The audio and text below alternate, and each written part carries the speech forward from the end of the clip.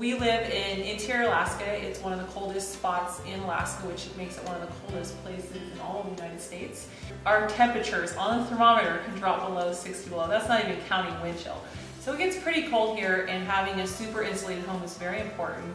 But how we heat it is also very important. My dream has always been to have a beautiful fireplace in our great room where the kids can hang stockings on, and I can decorate the mantle, and it really kind of grounds that great room area. A lot of times you want to put in the most efficient stove that you can, and the one that produces as much heat as you can possibly get out of the stove. And you know, inset fireplaces to me weren't known as very efficient, great producers of heat for, you know, when it is 50 below outside. So we did quite a bit of research, and I'm going to make a shout out to my friend at This Mama's Dance.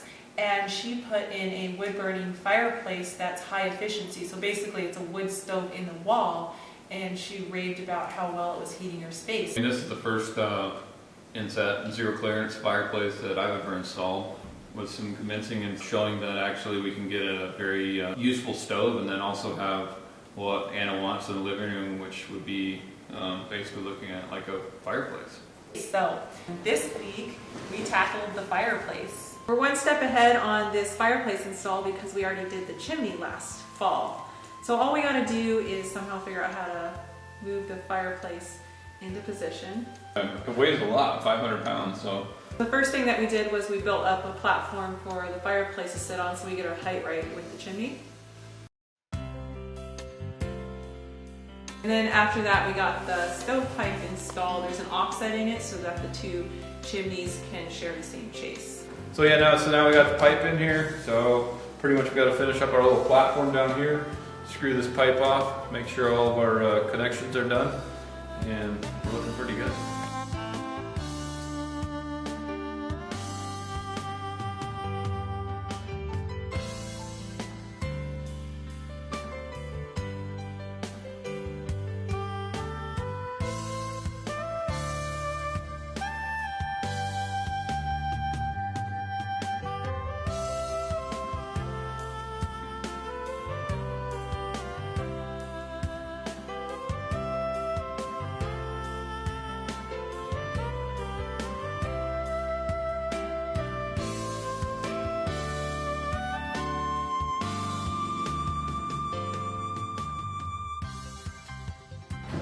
Most of the framing done for the fireplace, and now putting a header in for the mantle.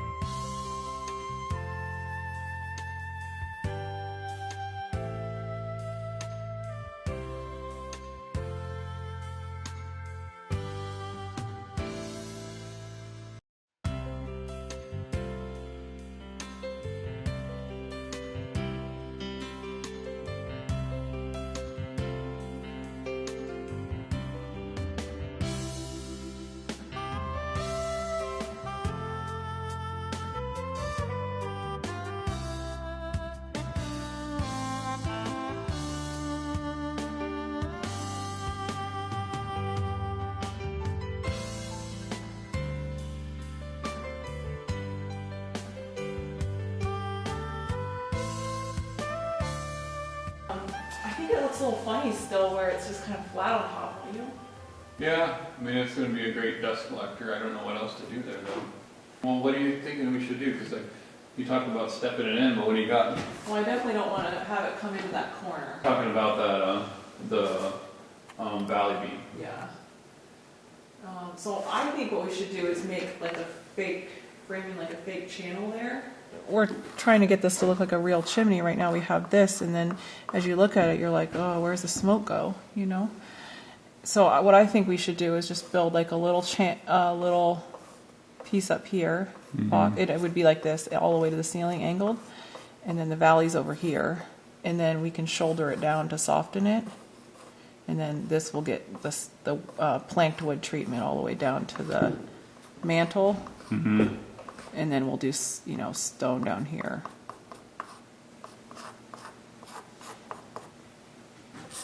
I don't know, what do you think? It'll go like this, actually. And then you could still put your moose antlers up here. I'm quite the artist. I think it needs it. Okay. It wouldn't be a huge task. No? There's nothing structural about it, it's just boxing in it Yeah. to make it look right. Yeah. It just has to be as wide as a chimney so that when you look at it, you're like, that's a real fireplace and there really is a chimney where the smoke goes. Because right now you're like, that's an electric fireplace. There's no smoke involved. It looks fake. Because Where there's smoke, there's fire. Okay, let's do it.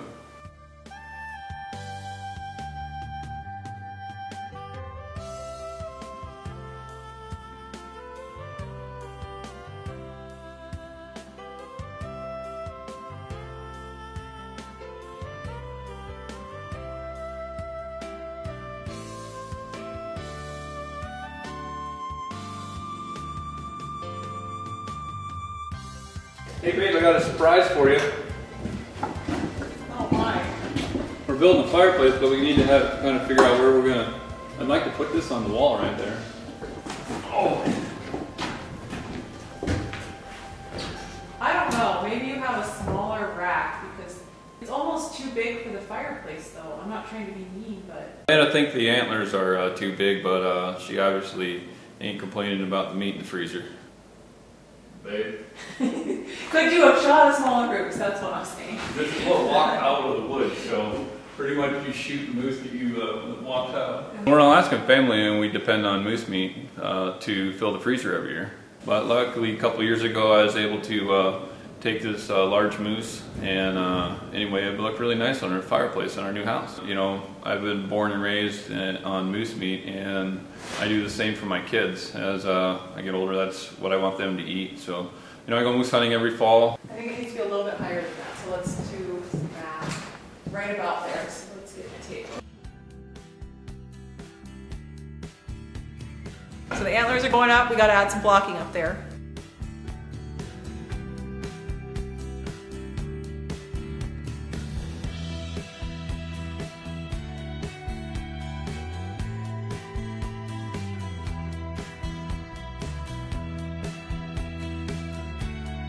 I'm dying to try this thing out, so I'd like to see this thing go. What are you doing? I'm gonna make a fire. Cool. I just want to see how long it will go. That's cheating. It is a little bit cheating. I love the fireplace. I could just hang out here all day. Better bring some lawn chairs. Something. So thank you. I love it. Yeah. It's a good No, compromise. it's a good pick out for the room and it'll be a nice source of heat through the winter when it's cold.